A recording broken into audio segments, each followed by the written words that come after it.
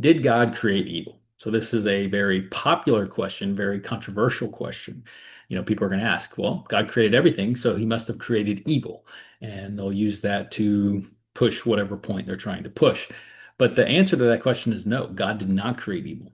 Evil is what happens when good is corrupted or missing, right? Think about one of my mentors, Dr. Frank Turek. He gives this example: rust, right? Rust doesn't exist by itself. It's a corruption of metal.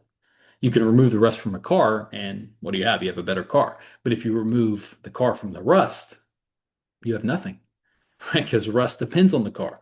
The car doesn't depend on the rust. Same is true with evil. Evil is a parasite on good.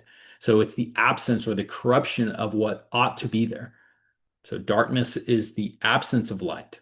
Cold is the absence of heat. Evil is the absence of moral good. Now, why would God allow the possibility of evil? You can ask that question. It's a legitimate question. Because, and we've talked about this many times in the past, God wanted creatures who could genuinely choose to love him. So he had to give us free will. Love requires that freedom.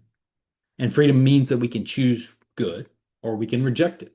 If somebody forced you to love them and you're in a marriage where somebody's forcing you to love them, well, that's not love, that's not a marriage, right? So it's the same as true with our love for God. We can either choose to love him or we can reject him. And the absence of good is evil. So God didn't create evil. He created creatures that are capable of love.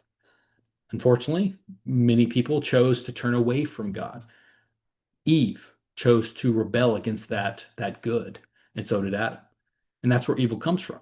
The good news is God is ultimately going to defeat that evil and restore everything that has been broken.